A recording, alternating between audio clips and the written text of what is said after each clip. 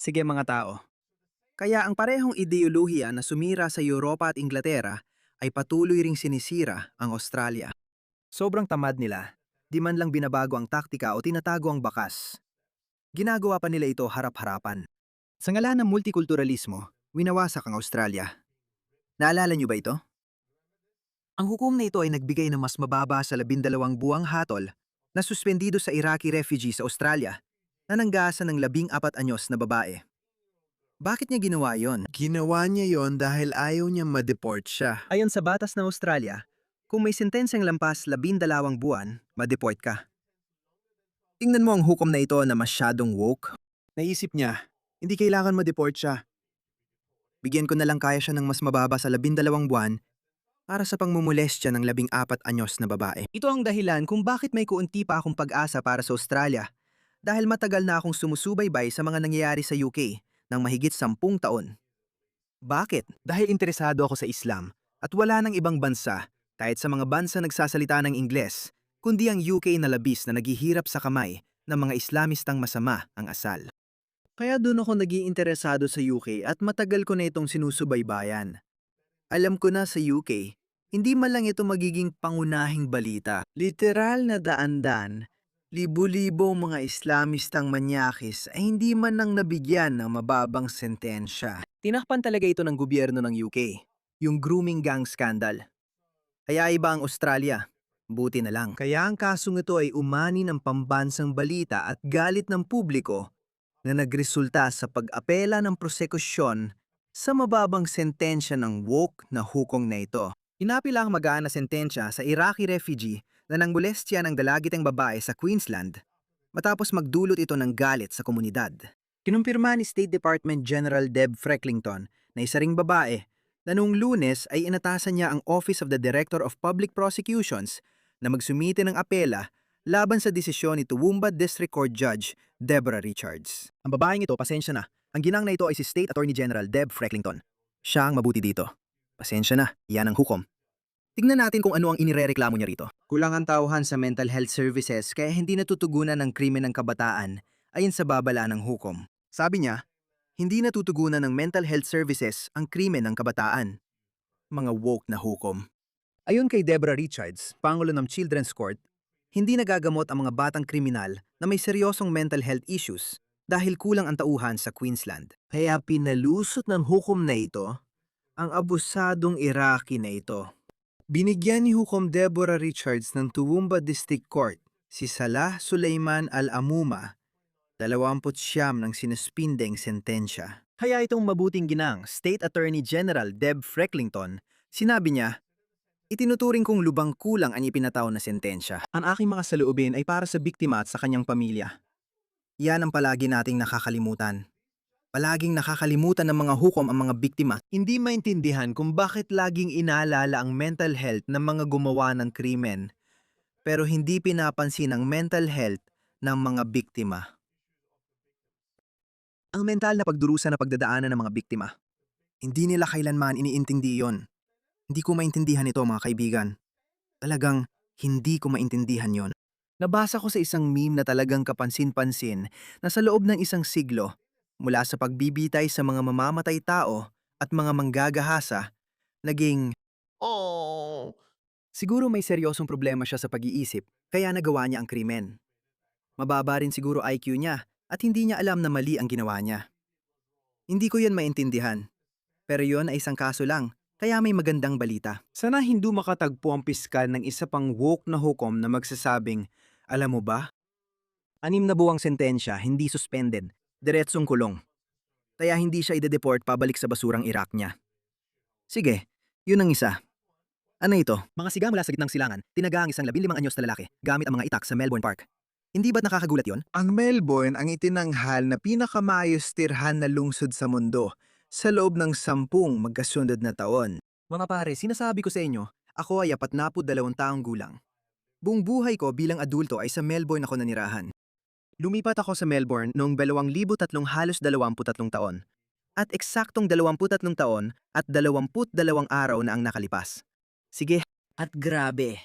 Ang Melbourne noong unang bahagi ng dekada 2000 ay talagang ibang-iba. Ang tanging krimen na naririnig lang namin noon ay tungkol sa mga bakbakan ng mga gang sa mundo ng krimen. Hindi naman talaga iniintindi ng mga ordinaryong tao tulad natin. Noon, matindi ang problema ng Melbourne sa mga gang na nakamotorsiklo at mga gang sa underworld. Pero gaya ng sabi ko, hindi kami apektado.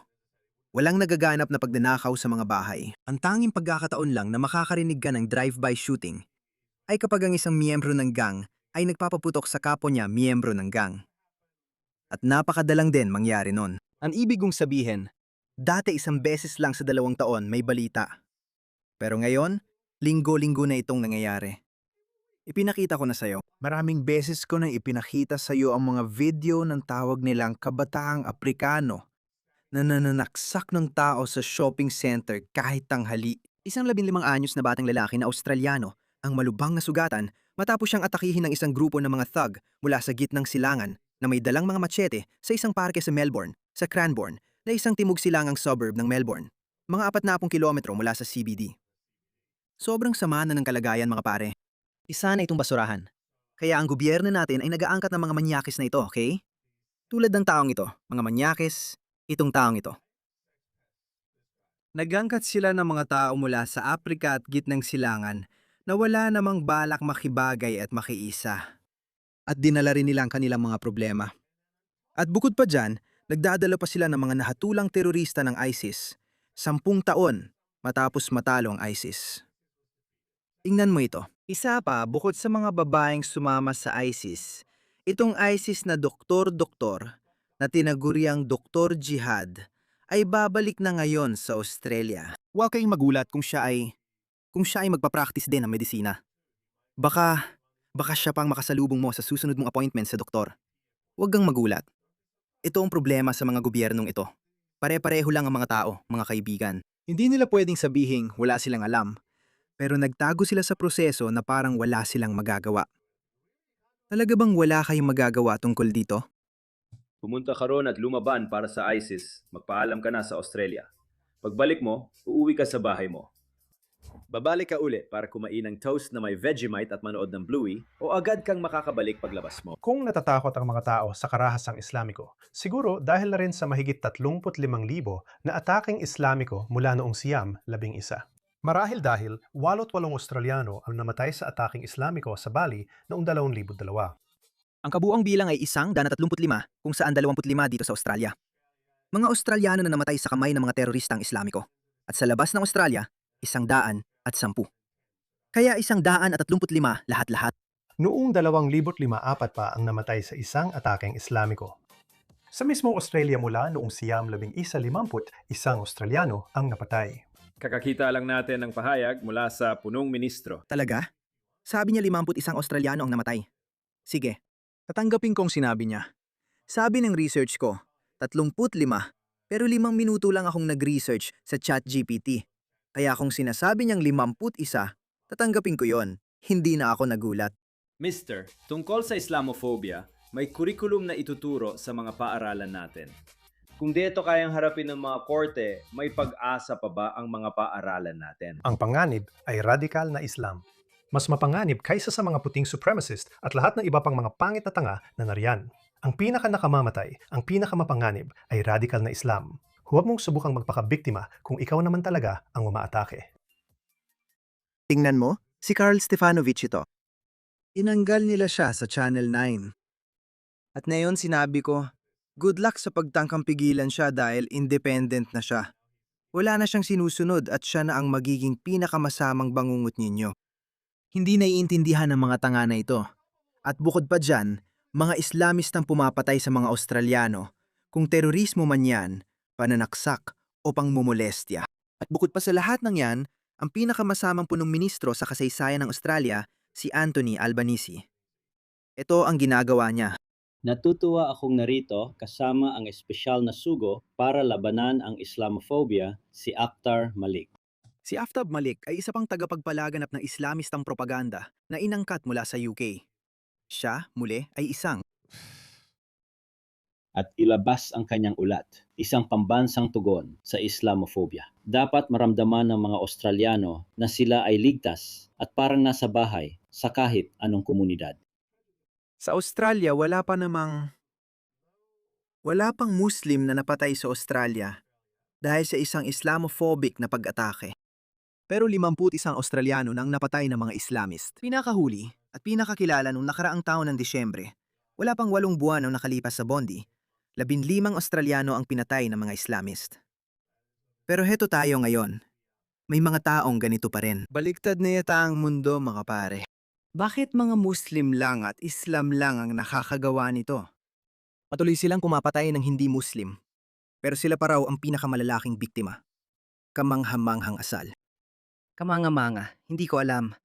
Sa tingin ko, magtataka ang mga historian sa inaharap kung paano nila ito nagawa. Tanging politikang woke ng kaliwa lang ang makakagawa nito.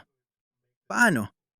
Wala talagang saysay. Isipin mo kahit noong dekada 50 o 60, kung may grupong komunista na pumatay ng maraming Australiano, Amerikano o Briton, hindi sana ito gumana. Noon, malupit magparusa ang gobyerno sa mga komunista, pero dito kabaligtaran. Tingnan mo kung ano tinuturo nila sa mga moske sa UK. Pakinggan mo. Dapat handa ang bawat Muslim, lalo na ang mga kabataan. Alam niyo kung bakit? Dahil hindi mawawala ang Islamophobia, lalo pa itong lalala. Wala naman talagang pumapasok sa Small Heath, Park Brook, Aston. Ayos lang yan. Mga lugar ng Muslim sa Inglaterra. Iniisip niya na nasakop na ng mga Muslim ang mga lugar na yon, kaya walang pumapasok, lalo na ang mga Islamophobe na natatakot pumunta doon. Dahil ganito sila umasta sa mga ghetto na yon. Ganito sila umasta. Tingnan mo to, ito. Ang mga normal na puting tao ay basta-basta lang naglalakad sa Bradford. Record mo ako. Sino nagre-record? Tingnan mo to, Diyos ko. Dapat siyang ipa-deport dahil ganito ang itsura niya. I-record mo ako. Nasaan ang camera ko? Sinasabi ko sa'yo, Nasaan ang camera ko? huwag kang mag-record. Dumaan kami sa tabi na. Chill out. Yeah. Mag-relax ka lang. Ganyan sila. Kaya di sila pumupunta doon, tol, tapos nagyayabang pa siya. Dahil marami tayo, pero hindi ka laging nandito. Pupunta ka rin sa iba pang lugar. Bawat Muslim, una sa lahat, dapat ganon. Pero bawat Muslim, dapat marunong man lang magpakawala ng ilang suntok at tumanggap ng ilan. At kung makatanggap ka ng ilan, Tingnan mo ang mga batang Muslim na lalaki na nakikinig. Hinihikayat niya silang matutong lumaban. Ginawang MMA fighting gym ang mga mosque. Yan ang ginagawa nila. Pagkatapos, dito naman, Islamophobia ang sigaw nila. Baligtad na ang mundo, mga pare. Baligtad na ang mundo. At tingnan ninyo, hindi sila titigil. Hindi sila hihinto. Kailangan natin ang pampulitikang pagkakaisa sa bawat bansa sa kanluran. Lalo na ngayon sa UK. Ang UK ang magiging sentro ng lahat ng ito. Sige, sa Australia, baka makaiwas pa tayo. Hindi agad lalaki ang bilang nila dahil may masamang mangyayari. May mangyayari sa UK bago pa may mangyaring masama dito. Sana noon, kahit ang mga gobyerno natin, pati mga kaliwa, ay magsabing baka kailangan nating kumilos sa problemang Islamiko. Baka. Ano ang ibig kong sabihin doon? Ano ang ibig nating sabihin kapag sinasabi nating kailangan nating may gawin sa problemang Islamiko? Lahat, kahit 2 henerasyon ka nang nandito, kung napatunayan nagkasala ka ng anumang marahas na krimen, ipa-deport. Tingnan ninyo ito, mga kaibigan. May hinahanap ako, pero nakita ko ang tweet na ito. Bilang ng namatay batay sa ideolohiya sa kanlurang Europa. Tingnan mo. Una, 10,000 Islamismo. Ang puting supremasya ay mas mababa sa ano? Mas mababa sa 10. Hindi, siguro mas mababa sa 100. Mga incel, iba pang Hinduismo, Budismo at Shinto, 0. Kristyanismo, kulang pa sa 10. Tingnan mo kung paano sila umasta. Noon sa New York City. Tingnan mo kung gaano sila kaagresibo. Alam mo kung bakit? Iniisip nila na Muslim ang namumuno. Sinong nagpapalakas ng loob nila? Tingnan mo ito. Tingnan ang asal na ito. Gusto ko marinig ang kwento mo. Ang gusto mo marinig tungkol sa mga sundalo. Saan mo gustong marinig pumunta? Hindi ako nandito para magkwento. Nandito ako para pamunuan kayo. Utang ina mo, umalis ka. Nandito ako para mamuno. Mamumuno siya sa kanluran na ganyan ang muka. Naniniwala sila doon, pare. Naniniwala sila doon kasi ang mga politiko natin, pasensya na. Ang mga politiko natin na katulad ng taong to ay mga sunod-sunuran. May kakaiba silang hilig. May kakaiba silang hilig na laging nakaluhod. Okay, At gusto rin nilang paluhurin tayo tulad nila. Pero sa kasamaang palad, hindi tayo katulad nila. Hindi tayo katulad ni Anthony Albanese. Meron tayong dangal. Oo, Hindi tayo magpapasakop sa mukhang ito o sa ideolohiyang ito. Nandito ako para mamuno, para pamunuan kayo, pamunuan si Trump, pamunuan si Elon Musk, pamunuan si Netanyahu, pamunuan ang mga Hudyo. Sige. Oh, Tama. Dapat nating ipaalala kung sino ang may kapangyarihan. Pareho lang ang ibig sabihin yan. Totoo, pareho lang ang ibig sabihin yan. Tingnan mo. Isay Tom. Napakapangit ang ugaling ito. Mahusay kang panuhin. Mahusay kang panuhin. sabi ng kaliwa, ang mga taong ito ay tumatakas sa pag-uusig. Oo. Ayon sa kaliwa, tumatakas ang mga ito sa pag-uusig at racist ka kung ayaw mo silang papasukin. Binubomba ng Amerika ang mga bansa nila. Sabi ko, kulang parang ang pambubomba ng Amerika. Yan ang sinabi ko. Isang mahusay na panauhin. Ano? Oo, panauhin ka rito. At ikaw ay, hindi. Hindi, lupa ko ito. Ganun ba? Nakuha ko. Tama ba sa hotel ka titira? Hindi ka doon titira. Kaya kong tumira sa hotel. Akala ko dito ka titira. Alam mo? Darating ang panahon, uuwi rin tayo. Wala akong tiraan. Babalik ka rin sa inyo sa di magtatagal. Hindi, talagang hindi. Uuwi na siya. Kaya, tulad ng sabi ko, kailangan natin ng pampulitikang pagkakaisa. Pero hindi mangyayari yon habang sila pa rin ang namumuno. Maaring gusto niyang mamuhay na nakaluhod, pero kami, hindi. Kaya, ayun, hinahanap ko yung tweet na pinost ko tungkol sa kung paano iligtas ang kanduran. Hindi ko na makita yung tweet na yon.